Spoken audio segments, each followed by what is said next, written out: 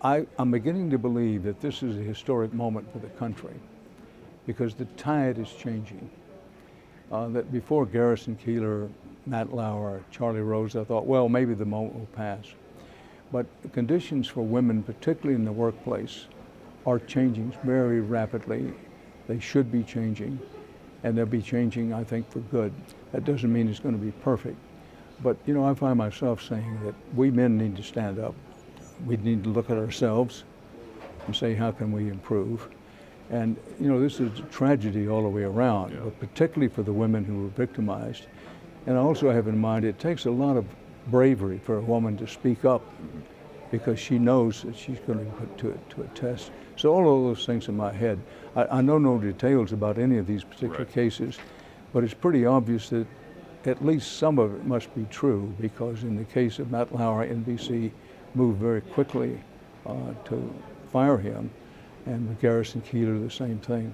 So it's an interesting time, but I do think an important time. I think back to the spoof Anchorman about news in the 70s, which you saw the beginning of women coming into the newsroom, and it all seems less funny now, and you wonder, you thought, oh, those days are behind us, but perhaps it manifests itself in different ways over the decades. No question about it. And there was nothing funny about it. There's nothing funny about it. You know, it's serious what women have gone through in the workplace, and I in no way want to, be humorous about it at all. But it is true that when women first began coming into television, I'm old enough to remember when the first women started getting into news. There's no question that what was acceptable behavior at that time was just terrible. And many people didn't speak up. It was, quote, just the way it was. So I think there's some danger in other areas of our saying to ourselves, as we said about racial prejudice for a long time, we just said, well, that's the way it is. With women in the workplace and harassment, we said, just the way it is. Sometimes just the way it is should be changed. You mentioned racial prejudice, and you talk in the book about growing up in the South at a certain time. How do you see that relating, if at all, to what's going on in Charlottesville, Virginia, and beyond? Well, it's part of the continuum. Look, we made great strides in doing away with a lot of institutionalized racism during the 1960s, passing Voting Rights Acts, Open Housing Acts, those kinds of things. But we all know that a lot of race prejudice still exists, and we also know that many political leaders are trying to exploit that. And one of the points I try to make in what unites us is we're united overwhelmingly in racial prejudice is bad for us individually, it's bad for our communities, and it's bad for the country. So we have to be careful about those voices that are trying to exploit it. There's voices who are saying it's better for the country if we're more divided, and we know that isn't true. And I think you describe it this way, that it's blurring patriotism with nationalism. Talk about the difference, not just for African Americans in the U.S., but just abroad as you look outward. Well, I'm really glad you asked, because one reason I wrote the book, hoping to explain to people the difference between patriotism and nationalism. They do overlap some, but extreme economic nationalism in the 1920s led to the Great Depression. Extreme racial nationalism, Aryan nationalism, led to Adolf Hitler. So there's a danger in going too far with nationalism. The difference with patriotism is I love my country. I'm willing to die for my country. But I recognize that we need to continually recognize our faults and improve that we're not a perfect country. Nationalism leads to sort of arrogance. True patriotism leads to humility. And this is where journalism, I think, plays an important role. But so I wanted to ask you, what is the answer you give when people ask you, as I'm sure they do all the time, how do you explain media liberal bias, or how do you defend perceived liberal media bias? Well, first of all, it's a subject we could spend talking about the rest of the day, but the way I answer that question is judge me on the record. You know, football coaches and basketball coaches say you are what your record is.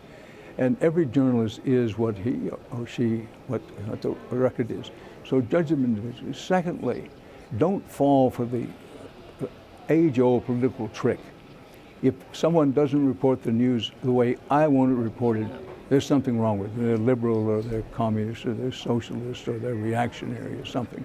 It's just use your good common sense. You know, my experience with the audience, Americans have good common sense, and they're very good at separating bullshine from brass tacks. And I think overwhelmingly Americans understand that with all of our flaws, as a system of checks and balance, journalism is critical. And yet many people are getting their news from Facebook, which may be from a traditional outlet, and it may look like it's from a traditional outlet, maybe coming from Russia. What is the future of journalism today where people don't want to pay for news? They're so used to getting things on the internet for free. Well, I'm not very good at looking into the future. My experience is he who lives by the crystal ball learns to eat a lot of broken glass, and I've eaten more than my share. But you've hit on a very important point. The old business model that would support first-class international foreign news reporting, deep digging investigative reporting, that business model is gone.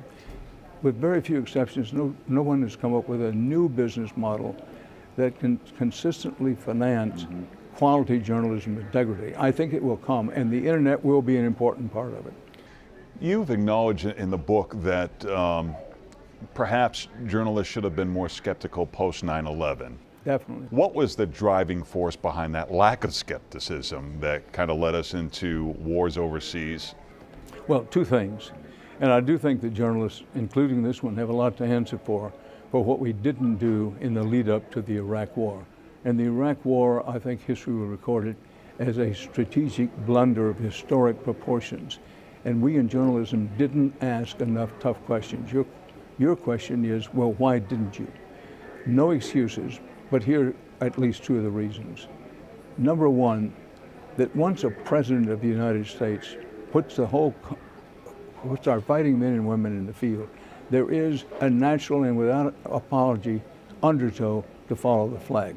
The second thing is that we in journalism, in a way, and I do not accept myself from this criticism, we lost our guts. Because if you challenged it, those in political power were prepared to call you something. They want to hang a sign around you. He's against the military. He's unpatriotic. He's all of those things. And so that leads to intimidation. And that's worth remembering today, because presidents, whether they're Democrat or Republican, and in varying degrees, they want to intimidate the press. And during the run-up to the Iraq War, a lot of the press, including myself, not realizing at the time, got intimidated, saying, look, we know some of the right questions, but if you ask it, you're going to be damned, so just sit down and shut up. But you're still going strong, still doing journalism at the age I don't know how strong, but I'm still doing journalism. You're still out there writing and having fun, I hope. Well, I do, and I have a Facebook page, and we've started a new internet operation called News and Guts.